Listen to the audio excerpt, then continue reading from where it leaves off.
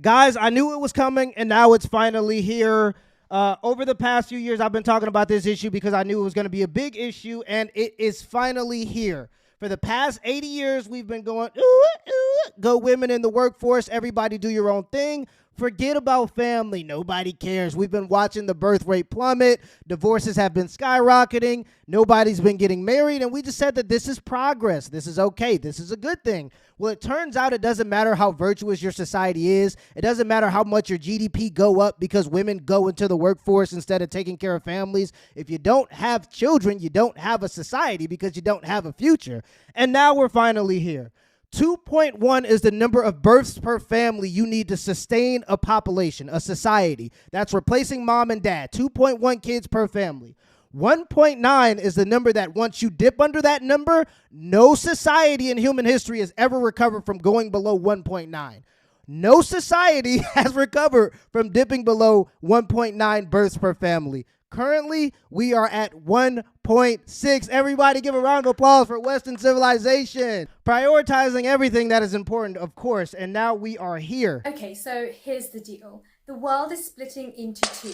You have on one side countries bursting with young people like India, Nigeria, the Philippines, and on the other side you've got nations which are literally dying off like Japan, South Korea, Italy, and we're just sitting and watching as if this isn't a big deal. The funniest part about that is when you talk about this issue to people who have never thought about it, the first thing they say is, well, this is because people can't afford to have kids. People just don't have enough money. If you give people money, if you give women government incentives, if you give people maternity leave, more maternity leave, well, then maybe we can reverse this thing. But it turns out the wealthiest people in the world have the least amount of kids, and the wealthiest nations in the world have the least amount of kids. So it's not a materialistic issue.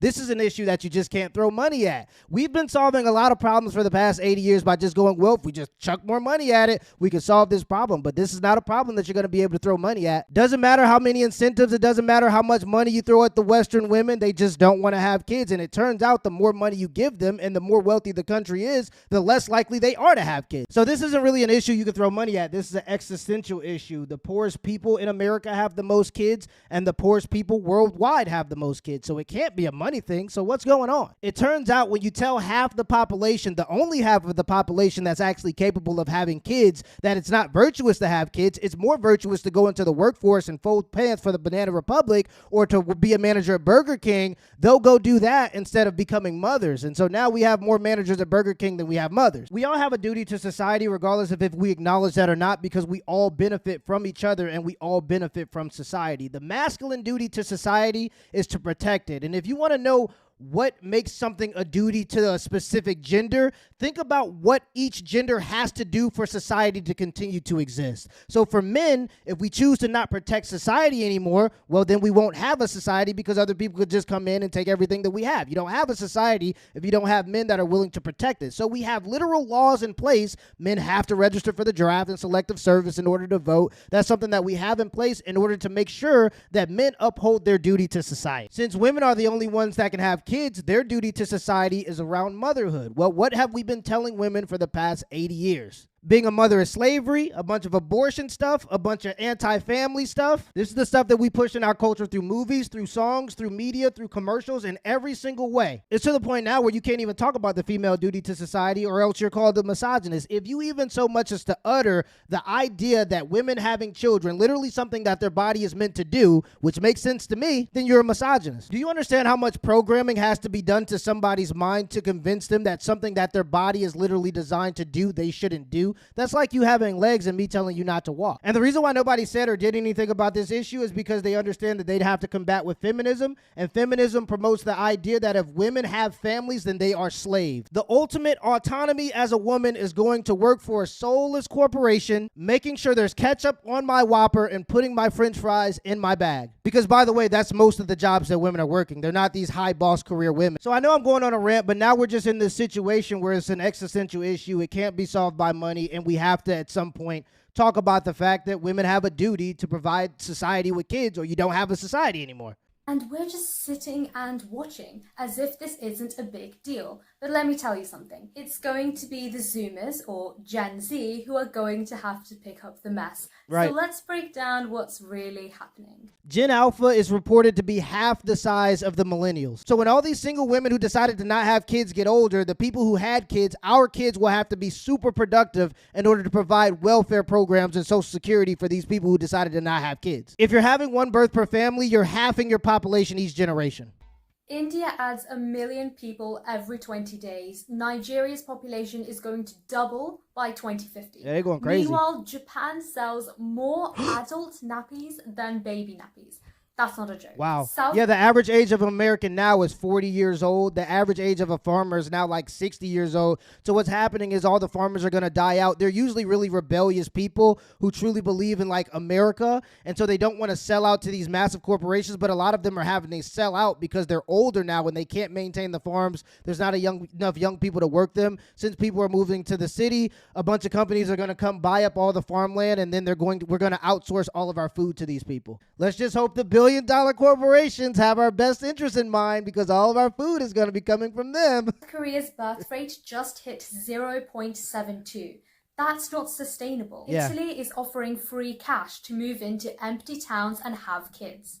And here's the kicker. The countries with the most young people, well, they're going to be the ones leading labor, culture, innovation. It's all shifting. And the West is just aging out of relevance, but nobody seems to care. But what do you think? Which countries do you think are going to last the 21st century? Make sure to comment down your thoughts down below and to like this video if you agree with what I'm saying.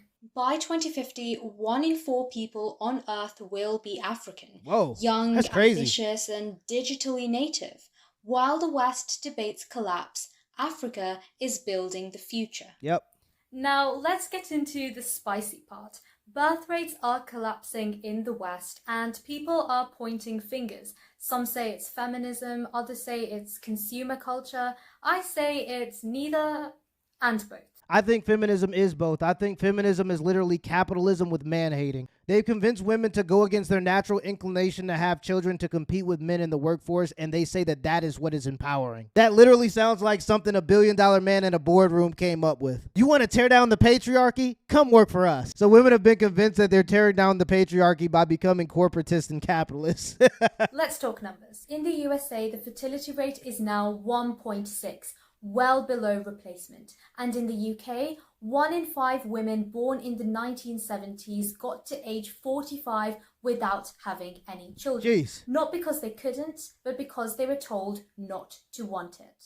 In South Korea, thousands of young women are saying no to marriage, motherhood, and even dating. That's crazy. It's called the 4B movement. Yeah, and I just think that it's crazy because regardless of what's happening over in Korea, those men have built skyscrapers. You got pizza in 20 minutes. You got fat homeless people. You got cell phones, supercomputers that can fit in your pocket, and the women are like, yeah, we won't have kids with anybody until you give us more. Until society can give us more, we're just not going to have kids. I think that's crazy. I think what's happening is unnatural. I think it's anti-human, and I think it's unintelligent. It's unnatural because everything in nature chooses to reproduce. If you are religious by divine order, by divine rule and divine law, you are supposed to be fruitful and multiply. Even if you aren't religious, if you're an atheist, by natural law, natural selection, you're supposed to reproduce. That's part of it. That's supposed to be the end all be all. So for people to have more material wealth than ever before in the safest conditions than ever before, but to choose to not have kids seems unnatural to me. It's unhuman because it's human to choose human connection. It's human to choose family. It's human to choose to continue to grow. It's human to want your lineage to keep going, your traditions to keep going. Those are human things. It's unintelligent because people who have families are happier by every metric. It's easier. It's the best way to build wealth. So the fact that women, and really just some people in the safest, most productive, most prosperous countries ever in human history are just choosing to not have kids just seems unnatural. It seems unintelligent, and it just seems not human. It seems unhuman. I think that it's very interesting, but I do think that it's going to lead us into the place where women don't want to go. And I'm not saying that that's a good thing, but I'm saying that it's inevitable. No dating, no sex, no marriage, and no childbirth. Not because they hate men, at least most of them. I'm not speaking to men today. If a man speaks to me, I'm not speaking back. But because the system makes family feel like a trap. When motherhood is framed as sacrifice, rebellion becomes survival. We were told that we could be anything, but somewhere along the way, anything stopped including motherhood. Well, it's because they're selfish, and that's why they don't want to sacrifice for family. Anything that you love and anything that's worthwhile in the world, you have to sacrifice for. If you want to be good at anything, you have to be willing to sacrifice for it. Love in and of itself is self-sacrificing. That's why that whole self-love mantra is just a bunch of BS. Up, like family is a trap. Yep. And honestly, it sounds empowering, but it's actually really hollow. And while we're here, let's talk about men. It's not just women who are being told that family is irrelevant. Men are being told that they don't matter. Do we need men? Honestly, no. Do we need men? No. Why? Because they suck. They're being told that masculinity is dangerous. By the way, they're saying this in the countries where they're the most protected and probably the safest. In a time in human history where women are definitely the most free and the safest.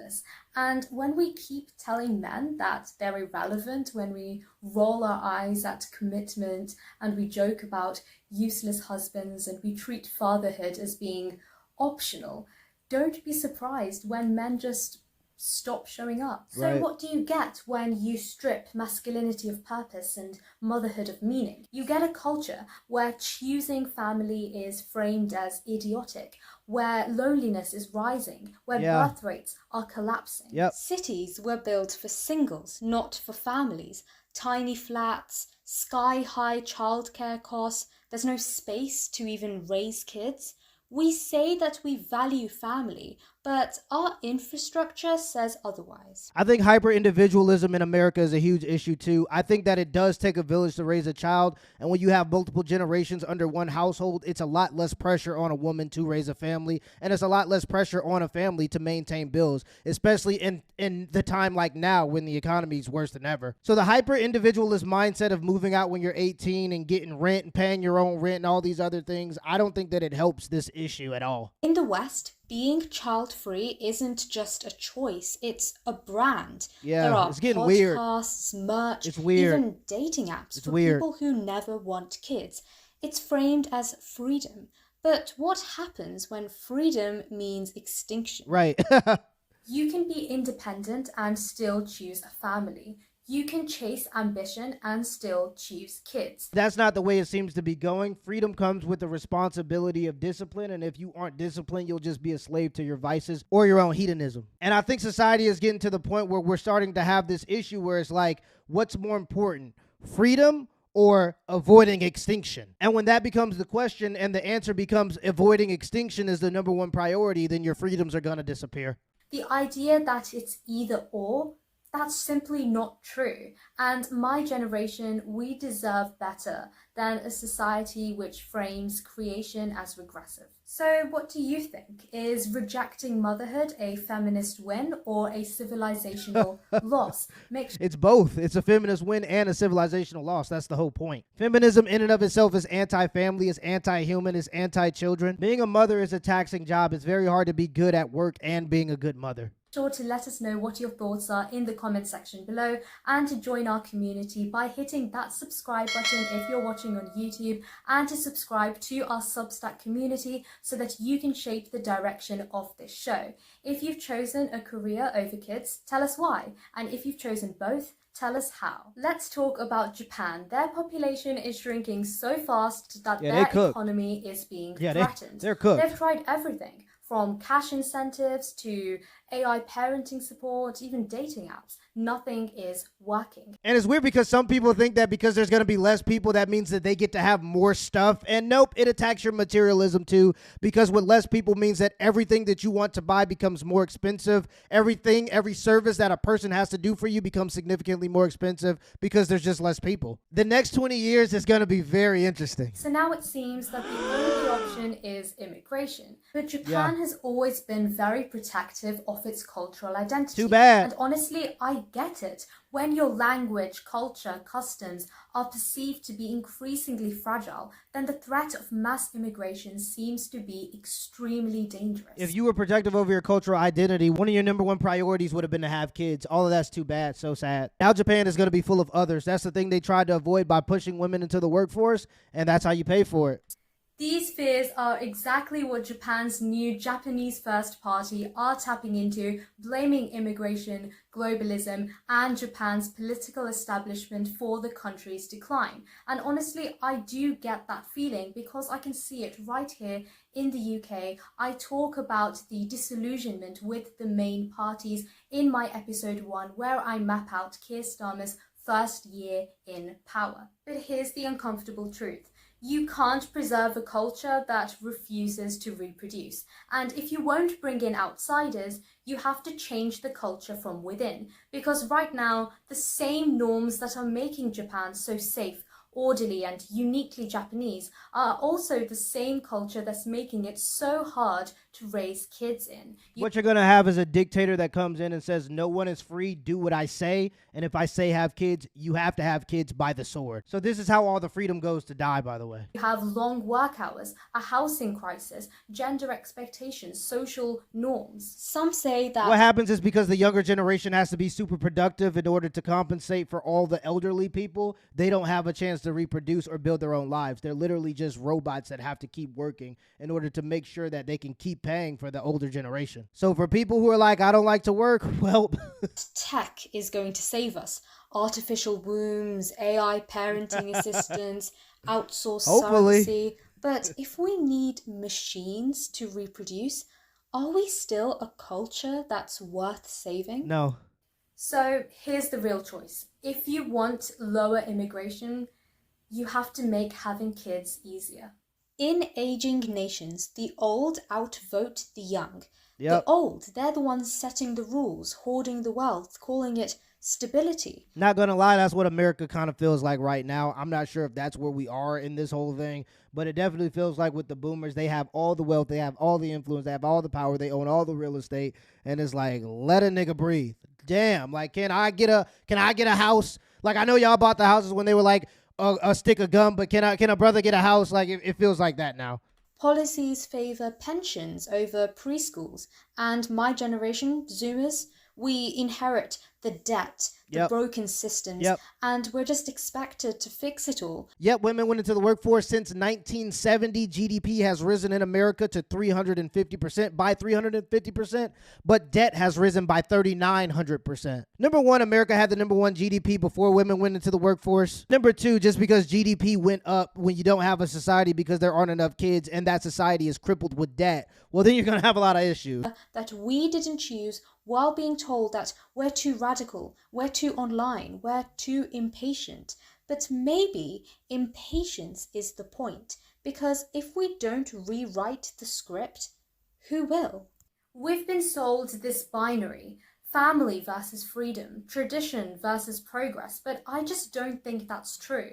I think that you can have family, freedom, and identity. All three can coexist. Do you agree with me? Comment yes below if you do. Yeah, this is a great video. I'll leave a link in the pinned comments and in the description down below. I know I talked over the whole thing, so if y'all want to go rewatch it, I'll leave a link down there. Yeah, it looks like Western culture's cooked. I mean, I'll do my part. It'll just be like a genetic bottleneck. Like, you'll just see a bunch of lineages drop off because people didn't have kids in that time. So it'll be just a genetic bottleneck. It'll be fine. There'll still be human beings on the earth. It'll just be a little population dip. America as we know it certainly won't be the same, and Western culture as we know it certainly won't be the same.